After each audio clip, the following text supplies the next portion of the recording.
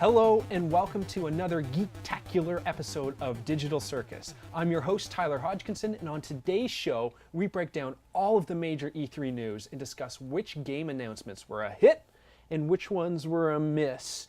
Joining me today is big-time Manchester City fan and the star of TV's hit show, Digital Circus Episode 2, Andre McRae. And to his left, but your right, former wine enthusiast and current doggy dad, Joey Godin. What's going on, guys? Thanks for joining me on this show. Yeah, anytime. Absolutely. We're going to talk some video games. Vidya. Mm-hmm. Then we'll talk about that Manchester City thing later. Yeah, okay. Yeah. So you're not a Man City fan? Oh, God, no. God, no. Do you want to profess your love for any sort of team and maybe or- set the record straight? No, or, Arsenal. Arsenal, I like having my heart broken, so Okay. keep her as that. Are you a big fan of the Philly, what is it again? Philadelphia Fusion. Philadelphia Fusion. Do you watch the Overwatch League? I don't. Okay, so it's just don't us watch then. Okay, great. We just watched the Overwatch League. Actually, I haven't watched it in a while, but I do like what I see. Like, it's really good how they have kind of built it into somewhat large. Yeah, I mean, they put a lot of time into it, and they've kind of made it like a big league Yeah. type of spectacle. The like you would see with reels, and I use air quotes here, sports. Right. You know, it is, if you consider it a sport and if you want to get into it, then they're doing it exactly right by you Yeah. because they're making it big, the crowd is there, the fans are there, and, you know, if you want to trek on down to California, you could be there too. And, Yeah. and Well, clap along. They have the same thing, though, in terms of again, because esports obviously is a big thing, and nobody Yeah. even wanting to tune in is going to deny that. But now you're seeing that with the esports world meshing into actual sports, because Yeah. FIFA Yeah. themselves have actually opened up a World Cup Yeah. for their game, for their esports. Yeah, it's And now crazy. teams, actual teams, Toronto FC does it, Manchester City again, Arsenal, Real Madrid, Barcelona, are actually signing players, esports players, to their team. So they're actually on their roster. Yeah. And they're doing it as a means of bringing them on. Yeah. What's really interesting is that esports didn't actually have a real big presence at E3 this year. No. You know? No. I think it's because that is a major presence all year. So what do you Yeah, really that's talk true. about in Yeah. esports that you can't do your own press conference in? Because, you know, you're probably not going to get the same people doing an Overwatch League that's going to go and watch the FIFA side of things. Right. You know, or vice versa. You're going to have a lot of people that are a little bit more particular. Yeah. I don't see a lot of league players maybe wanting to go over and watch kind of, you know, the same sort of systems and Yeah. or opposites. So you might just have that conflict. They don't really need it. Yeah. But I don't know, maybe they'll Well, obviously EA's press conference, like they always have some sort of focus on like FIFA or Madden and whatnot, and there is that esports element because they do have those tournaments, of course, but it's never really a prominent subject. no. Well, BlizzCon is a big one for them. Oh, of so course, yeah. That's where So I think a for lot of it. like Overwatch, obviously there, and like, and Overwatch at this point doesn't really need to have a presence at E3, right? No. Until, I mean, I don't know how long before we get an Overwatch 2, if we ever get it. I don't I don't think wouldn't it's so. necessary, No. but I don't even think it would be an E3 announcement. I think that would be a game that stands on its own. It doesn't need that platform. Well, Blizzard is really good at taking their IPs and just running and running and running Right. with only a handful of really good IPs and then just constantly infusing it with content. Yeah, They're really good at that. yeah, Or you just got brand loyalty. You just got a replayable game again and again, because StarCraft had Right. very little brand infusement or anything like that, and yet it just still to this day. And that's StarCraft 1. How many years it took for Yeah. StarCraft 2 And they to remade come it. out? Yeah. You know? Yeah. Yeah, basically remade it. And they haven't even released all 3 that they said they were going to. yeah. Yet. So Which crazy, actually, Blizzard really doesn't go to E3. They do their own thing. They do BlizzCon and all that. But obviously, one big company that is there is Microsoft, and they were one of the first to go with their press conference. Announced a lot of games. Overall, like, what did you guys think of the conference? I think it was kind of lacking for what they have. They are trailing behind both Sony and Nintendo in sales in a lot of different variances. Some people think that the One X is a flop or wasn't very good, and they've already started to saying that they're announcing new hardware, and they said that separately, and that's all going to be coming out. So I think they could have done maybe a little bit better to quell a couple questions, Yeah. more than just say, here's stuff, here's games. Yeah. I wasn't too impressed with it, and I'm a huge Xbox supporter, so it's kind of sad for me. Yeah, Joey, you play Xbox I more do, so yeah. than you do PlayStation. Do you have a PlayStation 4? No. You don't, right? Yeah. Were there any games that you saw that you're like, yes, that's what I want? Well, Xbox has been kind of doing its own, like they're kings of their own IPs as well, right? Yeah. So you're going to get your Gears, you're going to get your Halo, and I mean, they put a lot of stock into those too, and they kind of run with them. And I feel like, for me, I want something new, I want something fresh. And, you know, I wasn't too excited about Xbox's stuff this year. In fact, I was actually really excited more about the PlayStation stuff, because they have so many really good-looking titles, exclusives, that maybe I'll pick up a PS4. Yeah. But is it too late to do that? Is it like, do I feel like dropping another $500 on a PS4 or even more on a Pro? Yeah. I don't know. Now, one of the games that is not a fresh new IP, but is still kind of in its infant stage, is Ori and the Blind Forest. I guess this one's called, I got to hear, it's, what is it called again? It's Ori and the Blind Forest, Will of the Wisps. I'll never remember I never that. played the first one. That's a tongue twister. Right. So beautifully artistic, and the aesthetic is so just, it's out of this world, right? You didn't play the first one, did you? No. Yeah, No. it's honestly, it's an amazing game. It's a platformer, so I mean, there are a lot of familiar elements, but definitely one you guys should check out if you haven't, obviously. Yeah, I'll be going home probably picking Yeah. that up too, because I did see some of the stuff on it, and it does look Right. interesting on what they're gonna do with that. Yeah. So A Halo Infinite doesn't excite you guys?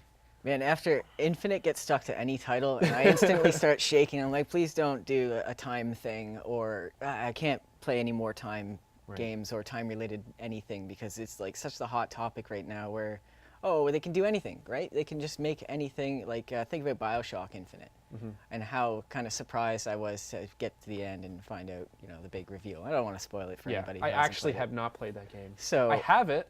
you should definitely I'll play get around to it one and day. maybe you'll get the same kind of jitters that I do when you start hearing Infinite or any kind of time-related gimmick that might be put into the game, and I'm fed up with it. I don't want any more. Yeah. Well, that's the thing is there are obviously these kind of trends that happen. Did you guys notice any trends within Microsoft's? Yeah, well, not namely Microsoft, but it seems like everybody's just remaking the old stuff. It feels like Hollywood is seeped into the game world, where they're just like, hey, remember Battletoads? Let's bring that back. Yeah, And yeah, I mean, they did heck, announce Battletoads. My eyes widened, and I was kind of in shock when I heard Battletoads, and I was like, oh, I loved that game. That was a really hard game to but play. back in the Rare's day. is kind of letting, and you've noticed this over the past year or so, Rare's been getting the reins let go, like the leash has been kind of let off a little bit. Microsoft's kind of letting them actually do stuff with Sea of Thieves. So I think probably what they did is they said, well, indie games are coming back. Cuphead did so well. All of these other ones are really like booming. Why don't we take an IP that we own, we have full access to, and bring it back? And that I think won't cost a lot too, it won't. right? It won't cost a lot, or it could cost an astronomical amount if they do it maybe in Cuphead style. So who's to say they don't keep it very retro, but a very difficult way, not in a Mega Man style like a Mega Man 9 or 10, but up to date but still old. So it'll depend on where they go with that. But I think, yeah, as you had said, the theme for Microsoft has been a lot of remaking their stuff, but in a new way. So it's been their old items, but just not, here's a new Halo, here's new Gears, here's new this. It's, hey, here is this item, but we're actually going to try and do something different with it. Yeah. Well, let's hold on to the idea of remakes. We're going to take a quick break right now. When we come back, we talk about that Sony press conference. See you then.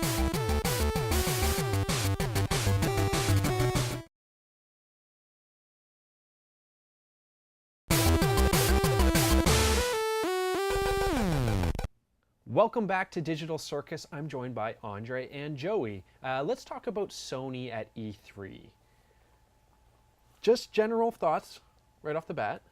Well, you kind of heard my thoughts. I'm very impressed. I like it. I like it a lot. Love what I saw. And we can pick and choose at the games later, but overall, I like it. They do well every year. They really do. They make everything cinematic. They make everything showy. They take digs at every other company. They've always done that. They always do that. They always do great at E3, and then they flop throughout the year. So that's the problem, because they tend to time their press conferences and have almost, it feels like a writer there to change things up and sort of jump in. Well, what about this and that or another? I'm upset over the cross-platform, how they're not willing to play with anyone right now. Yeah. And it's frustrating because we've got Nintendo working with it, and Sony really kind of let me down more than what they It's do. so weird because I do think they did do a pretty good job for for me, I didn't see enough games, but what I did see was really good. Last of Us was incredible. Spider-Man, I got a little bit less interested in the game after I saw that, but I'm still super hyped for it. Like, it looks fantastic. Yeah. And what else? There was a lot there. There was one, Control. That was a weird, like, superhero kind of like time Quantum Break. Quantum one. Break, exactly. Yeah. But after having a pretty good showing, there was that whole cross-platform issue with Nintendo and Microsoft, and they kind of did those digs at each other. Like, I don't know if you guys have been on Twitter, and they actually are tweeting at each other, Microsoft and Nintendo. And there was like a video they put together too. It's on Nintendo's account, and everybody's like, "Rip Sony." Oh. You Yeah. know? Well, and you really should, because you've got Nintendo, historically one of the most uncooperative companies on the planet, and they've been traditionally the bad guys of the video game industry in the early stages. And now all of a sudden they're working with them and trying to really like promote it and push it, and they see the value in the PC market, and Sony goes, not playing. Right? It might really be shooting themselves in the foot in future points, because look how many games are coming for multiple platforms. All of these big esports and all of these big hits, they're multi-platform. None of these companies, independent developers, want to do exclusive deals like that. Yeah. So Joey, what was the standout game for you then? Oh, well, Last of Us 2, I watched that trailer and I was blown away. Just walking, like, when she's... Okay, here's what I want to know. So did you guys watch the trailer for Last of Us 2? Yeah. So how much of that was scripted? Because it seemed way too good to be true. A lot of the environmental kind of damage, right? Where getting knocked and thrown over. Like, if you weren't standing there, would you still be thrown over this counter? When he swings his hammer and hits the bookshelf and all the books fly off, was that going to actually happen? Yeah. Like, how are they going to take you? How is that mapped out? That's what I want to know. Is that all scripted? Was it made for that trailer? Is it real? That's what I want to know. Yeah, I know. And honestly, if that turns out to be the game where that was really just an automatic, not an automatic like it's on rails. Like if it's all physics and game engines. Exactly, yeah. Like you just so happen to be up by that car, and when the guy comes, you can smash his face off of it.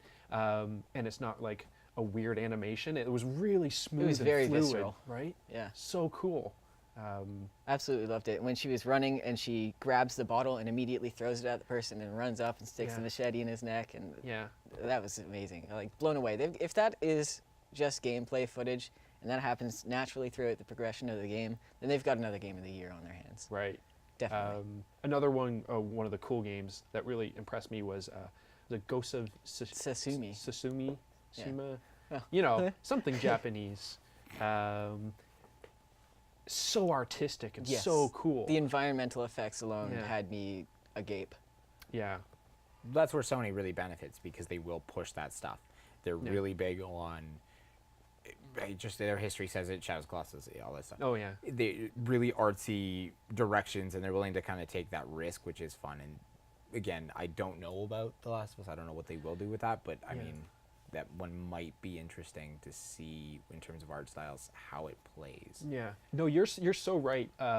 Sony's press conference, a lot of their games that they showed were so artistically different. Like and it varied from game to game. Like, each one was its own project. Nothing really overlapped, which was so unique. Yeah, and when you're thinking about that kind of stuff, their presentation alone, like, okay, let's think about Xbox, and they've got their guy out there standing in the crowd, and he's just kind of hyping everything up. But Sony, they just kind of let things play, right? They let you make your own assumptions of it. They don't really just talk around it and kind of build it up before they show it to you. They just kind of show it to you and go, what do you think? Like you said, it's more of an art form than it is just an entertainment vice. So why don't we talk about Death Stranding? Yes. Aggressive package delivery app. I love it. Yeah, it was obviously a game that's been teased forever. Hideo Kojima, who's obviously known for Metal Gear Solid, and his games being very artistic and really hard to follow. That's the enjoyment of it, right? It is. You get taken away into this like world and just kind of dropped in there and go, here you go. The world is almost equivalent to Tolkien, like J.R.R. Tolkien, because Yeah. it's he has an answer for everything. Everything's there. Everything Yeah. plays into each other. You don't get dropped into a little side thing that has nothing to do. It's somehow connected. You do need an FAQ and a wiki, Yeah. or it's a really hard game to figure out why it's happening or who they just mentioned, unless you've played them all. Yeah. I don't know. After he kind of left Yeah. Left. left Konami, Konami. I don't know if this game will ever really see fruition. That's a scary You know thought. what's? That's actually funny because, like, even though we keep saying a little more and a little more and a little more, that doesn't mean it's going to come out. No, we'll look at Duke Nukem. Yeah. When it finally does, it may not Yeah. be. You build so much hype Yeah. that by the time you get to it, your expectations are so high that it's like, this is garbage compared to what I'm thinking about, like dating me. So that's the problem, is that you just talk too much and you build it up, and then all of a sudden it comes out, and they may not even say, you can do this, you can do this, you can do this, like Peter Molyneux always used to do. Yeah. He could just keep it very open-ended, and the internet goes wild with it, and then you get it, and it's not as in-depth. Maybe he wanted to simplify it, make it easier to get into and do one way or the other. Like a victim of its own hype. Exactly. And his own name is his own problem for that. All too common in video games. It is, yeah. There's been a lot of big examples of that recently. One of the most notable was No Man's Sky, Yes. right? Which was one of, if not the biggest flops. I remember when it was coming out, and you were so excited. You're like, oh, I pre-ordered it. I know. can't wait for it to come out. And then it came out, and you're like, Yeah. I enjoyed how it looked. oh yeah, no, it's a pretty game. Very pretty. They can still go with it. I think that they really learned their lesson. They may still do some changes and tweaks. And when I actually Yeah, read, when yeah. I took the time and I really read about it, I read that they had lost all of their content. They had a flood. So when they were making the game was almost done, and they had a flood in their studio, Yeah, they and it did. wiped everything. So they had to start from scratch. And the only reason why they said they didn't even stop the project at all was because of all the hype that was built on it. Mm-hmm. So they kept getting death threats because it kept getting delayed. Like, imagine if they just said, sorry guys, we've lost everything, we're done, Yeah. we're canceling it. Quickly, before we had to break, one of the big games that really surprised people, even though we kind of knew it was happening, was Resident Evil 2 Remake. Yeah. Quick thoughts on it. That game made me defecate in my pants as a kid so many times. Okay.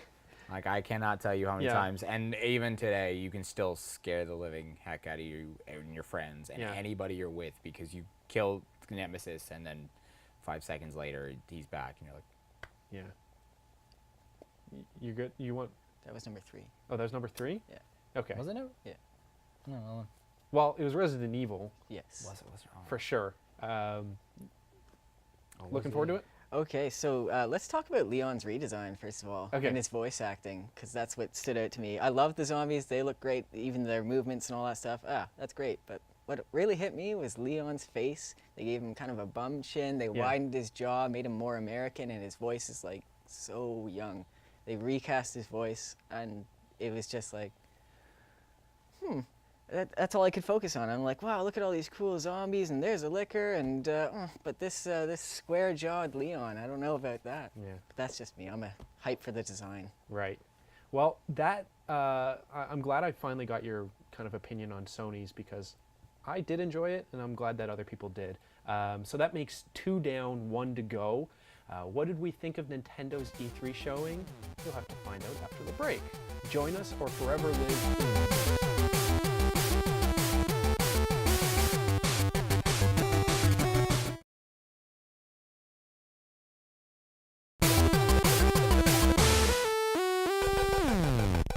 And we're back.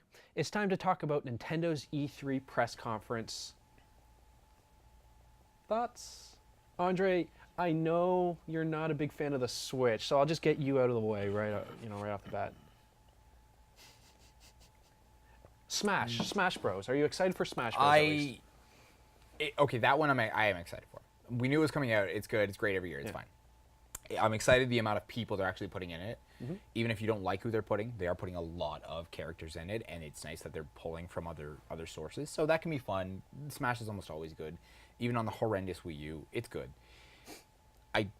What irked me most, and we had talked about this a little bit earlier, is their concept that everyone's going to have a Switch. They showed off Mario Party, and they put these 2 Switches together, And nothing to me seemed more like capitalist Western society than two $400 systems you have to put together to play party games with your friends.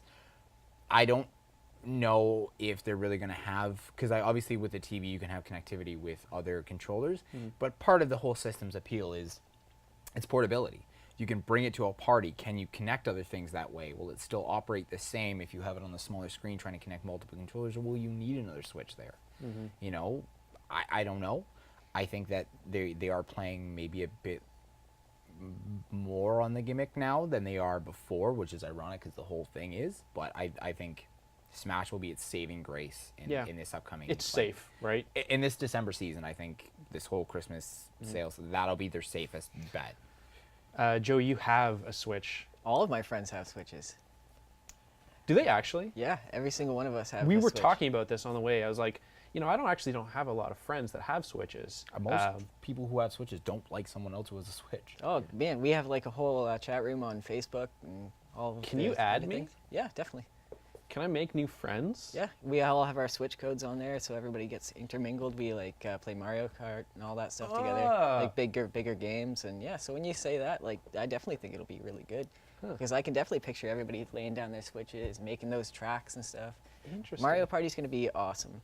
But the issue with that then is the Settlers of Catan argument. Yeah, you can do that. You have to go out of your way to find them. You have to go out of your way to set it up. You have to go. You're an adult. What's your timing like? Can you get them all together to do that? Probably not. That's the beauty of it online. Okay, well, I only got 20 minutes, 30 minutes. I'm going to connect. Let's play a game. And then I got to go. Yeah. So that's the issue, right? That is something I'd like to see. How friendly is it going to be to online play? Instead of just being socially there together. I mean, it is Mario Party. That is kind of what the whole gimmick is. Get your friends together in one room, play together. You really could take advantage of online play and stuff like that. And that would be Nintendo's biggest foray into that, and saying, because you fighting games and shooting games have their merit, but you can say, look, we can take this mini game based item and really utilize it. You know, use 2 and 2 or 4 and 4 and something like that, right? So it could be fun. It could be nice to see what they do with it. I don't know. So final rating for each of the conferences. Sony won, which kills me. Definitely, they topped it for sure. Microsoft second, just because I kind of enjoyed seeing some of the areas they were going, so it looked like they're doing some sort of shift, that they are trying to change internal policies. And Nintendo, for me, was very samey. They didn't. It was all the same titles and the same items and the same things. And we didn't, you know, to kind of piggyback on that, we didn't see a lot of the big titles that they announced, and they just said, you'll see them when they're ready. All right, fine. Yeah.